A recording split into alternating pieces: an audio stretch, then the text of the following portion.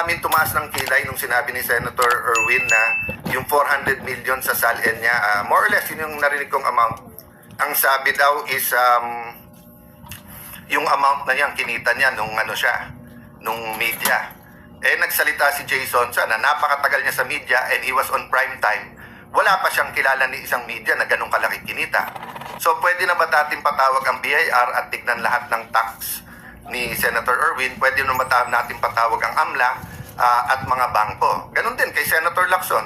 Pumalag agad si Lacson. Nakuryente si Lacson kay Cayetano. Ang sabi niya, correction. Lehitimo, transparent at may resibo ng buwis ang net worth sa Statement of Asset Liabilities and Net Worth ni Senator Ping Lacson. Parang nilinis na ni Lacson ang kanyang sarili. Diba? Ano yung actual? I didn't really pay that much attention pero parang dumoble yung kanyang SALN tapos sinabi niya sa negosyo. So, we're giving him a chance to explain. Nag-explain siya kahit walang nagtatanong. Pero ang tanong ko, ngayon ba pinapakuha natin yung AMLAC, yung pinapakuha ba natin yung BIR records niya, yung bank records, or pinapapaliwanag muna natin? Yan ang isang pinag-uusapan ngayon Kaya tayo dinidistract. Noong 1986, nagkaroon ng EDSA Revolution.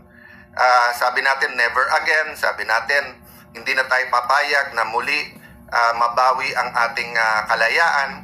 And then afterwards, between that, ngayon, 2026, naging issue nung 2022, ibabalik ba natin ang isang Marcos? Kung makikita mo, ano ba sistema ng gobyerno ngayon? Una, kuyog, di ba? So pagka ikaw ay naging oposisyon, vlogger ka man, mayor, congressman, senador, journalist, kung ano man, basta't mag-ingay ka, kukuyugin ka muna. Whether it's through trolls or whether it's through the NBI, whether it's through the departments that are relevant, medyo kukuyugin ka muna. Oo. Kung hindi ka makuha sa kuyog, kakasuhan ka na. Diba? Pagka nakasuhan ka na, medyo busy ka na, na-realize mo, may pamilya ka, may buhay ka, may... There are other things in life, di ba, that are important to you. Not only building your nation. If you stop there, panalo na sila. So, ang pangatlo nila ay ikukulong ka. Makakalaya ba si Sen Marcoleta? I have faith po. I have faith po na yung mga kinukulong nila na political prisoners, no? I consider Senator Jinggoy, Senator Marcoleta, former Congressman Mike Defensor, they are political prisoners. Kinulong sila dahil hindi sa kaso, kung hindi sa konsensya nila. Wineaponize ang DOJ, ang Office of the Ombudsman, not for justice, pero dun sa political ends. Pero ang rule po ngayon ay bend the law. Bend the law. Pati hindi na po bend the law, bend the Constitution. Kung ano na lang ang gusto nilang interpretasyon sa batas. At dahil parang ngayon, frat war sa college, wala nang tama't mali. Ang question na lang, sino magkakampit, hindi. Yan. Nagkakaproblema yung buong bansa.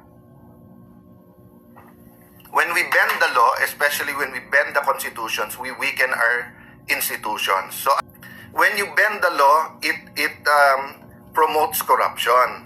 So, sabi po, unang sinabi ng new majority, huwag kayong mag-alala, hindi na si Senator Lacson ang magiging blue ribbon. So parang nilang inamin na talagang siya, what they call this, bias doon, at ayaw na sa kanya, at saka medyo aminin man nila o hindi, kung ano na script ng Malacanang, yun na sinusunod ni Senator Lacson at ni Senator Soto noon. Ang problema, ang nilagay, bata din ni Senator, wag ko daw gamitin yung tuta, so bata din ni Senator Lacson ang nilagay nila dun sa Blue Ribbon Committee.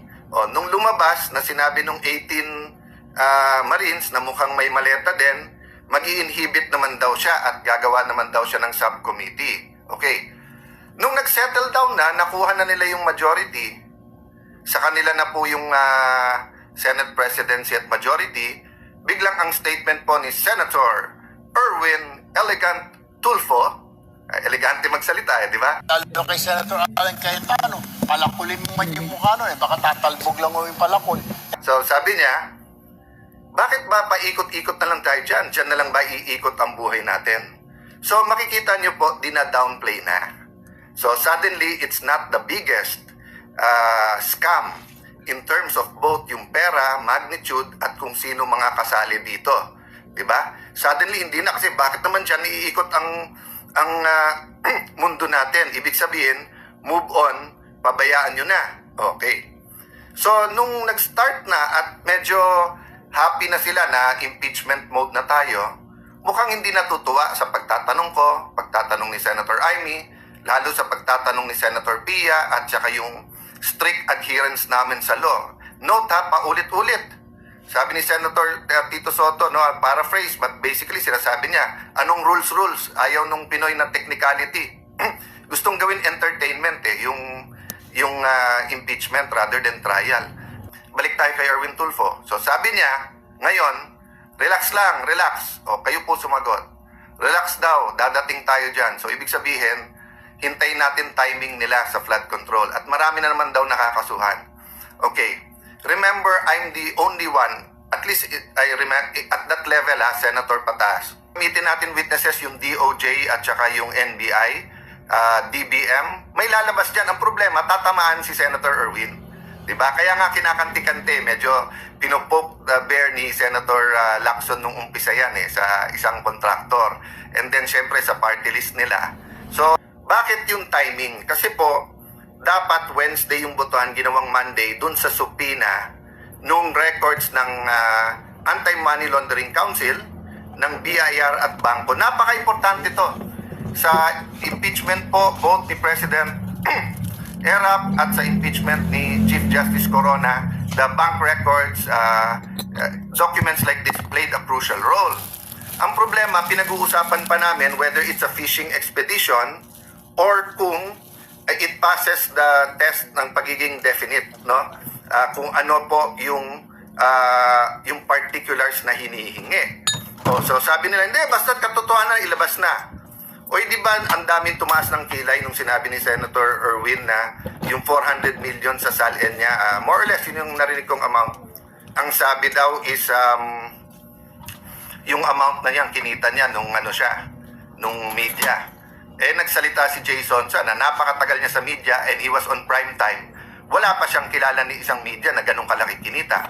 So pwede na ba natin patawag ang BIR at tignan lahat ng tax ni Senator Erwin? Pwede na ba natin patawag ang AMLA at mga bangko? Ganun din kay Senator Lacson, di ba? Ano yung actual? I didn't really pay that much attention pero parang dumoble yung kanyang SALN tapos sinabi niya sa negosyo. So, we're giving him a chance to explain. Nag-explain siya kahit walang nagtatanong.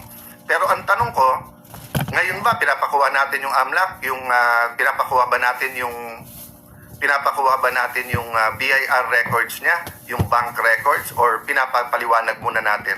Yan ang isang pinag-uusapan ngayon Kaya tayo dinidistract.